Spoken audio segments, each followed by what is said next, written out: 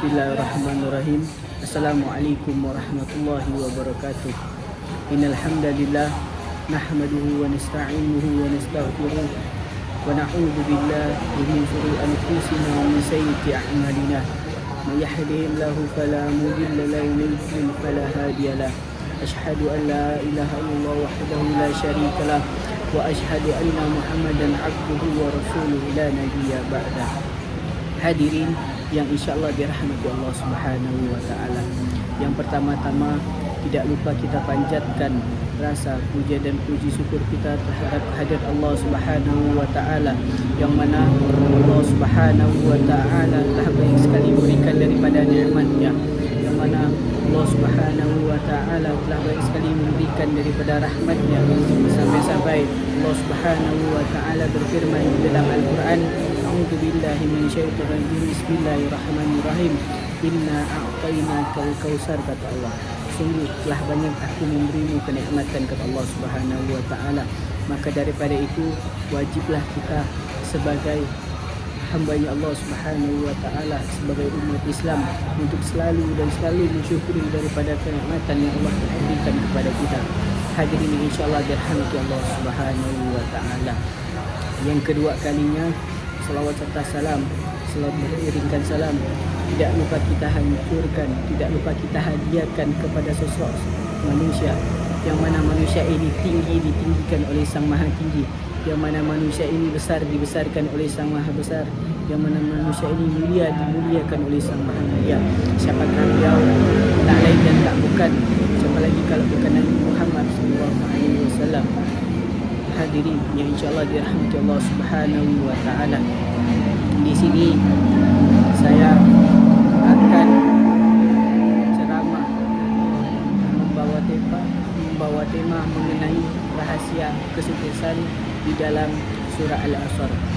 Jadi para ulama menjelaskan pada bahwasannya seluruh manusia pada hakikatnya berada di dalam kerugian, kecuali mereka yang memiliki daripada 4 sifat yang telah disebutkan. Yang pertama iaitu iman yang kokoh. Allah Subhanahu wa taala berfirman, illal ladina amanu, kecuali, yang mana artinya kecuali orang-orang yang beriman. Pada bahwasanya kesuksesan ini sejati harus dimulai langsung dari iman yang paling dalam. Karena apa? Karena iman ini yang akan menjadi fondasi seluruh amal manusia. Seseorang mungkin sukses secara materi, memiliki harta melimpah, jabatan tinggi, pangkat yang tinggi, atau sebuah popularitas, tetapi tanpa iman, kesuksesan itu tidak bernilai di sisi Allah Subhanahu wa taala. Allah Subhanahu wa taala berfirman, man 'amila shalihan min dzakari unta wa huwa mu'minun falihainahu ayatul tayyibah, yang mana artinya barang siapa yang mengerjakan daripada kebajikan, baik laki-laki maupun perempuan, dalam keadaan beriman, maka pasti kami akan berikan kepada kehidupan yang akan baik. Quran surah An-Nahl ayat 97. Adapun sifat yang kedua para hadirin sekalian, yaitu amal soleh yang nyata. Allah Subhanahu wa taala berfirman, wa 'amilas shalihat, dan mengerjakan amal soleh. Jadi iman ini harus dibuktikan dengan amal. Kesuksesan bukan hanya angan-angan, bukan hanya sekedar angan-angan, tetapi harus diwujudkan dengan bukti atau tindakan yang nyata. Rasulullah SAW bersabda, khairun nas anfa'uhum linnas, yang mana artinya sebaik-baiknya manusia ialah yang memberi manfaat bagi manusia lainnya. Adapun sifat yang ketiga, yaitu saling menasihati dalam kebenaran. Allah Subhanahu wa taala berfirman, wattawasau bil haq, dan saling menasihati dalam kebenaran. Jadi maksud daripada ayat ini ataupun daripada sifat ini, kesuksesan ini tidak bisa dicapai dengan kesendirian. Di dalam Islam mengajarkan pada bahwasanya agar kita itu saling mengingatkan kepada kebaikan dan kebenaran. Jika melihat saudara kita lalai dalam segi konteks ibadah, jika kita melihat saudara kita lalai dalam segi keimanan atau berbuat maksiat, maka kita sebagai sesama muslim harus mengingatkan dengan cara yang baik. Jika melihat kemungkaran, kita berusaha untuk meluruskan daripada kemungkaran tersebut.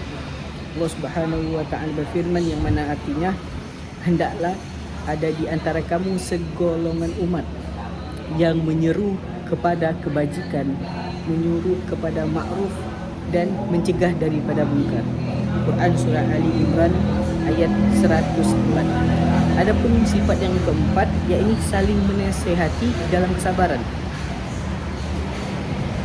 Allah Subhanahu wa taala berfirman, "Wa tawasau bis-sabr," dan saling menasihati dalam kesabaran. Jadi tidak ada sebuah kesuksesan ini tanpa kesabaran.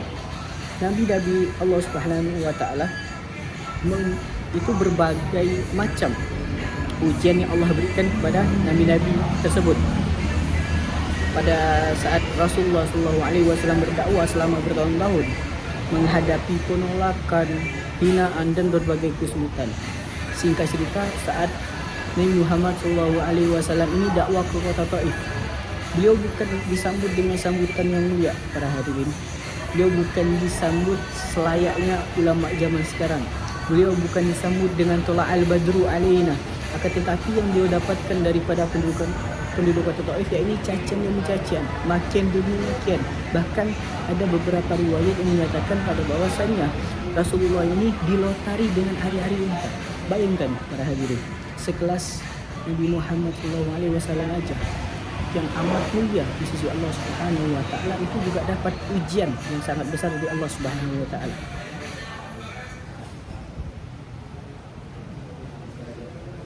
Allah Subhanahu wa taala juga berfirman yang mana artinya, sesungguhnya hanya orang-orang yang bersabarlah yang dicukupkan pahala mereka tanpa batas.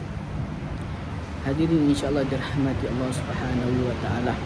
Dari surah Al-Asr ini kita belajar pada bahwasannya kesuksesan ini sejati bukan hanya tentang kekayaan, jabatan ataupun popularitas.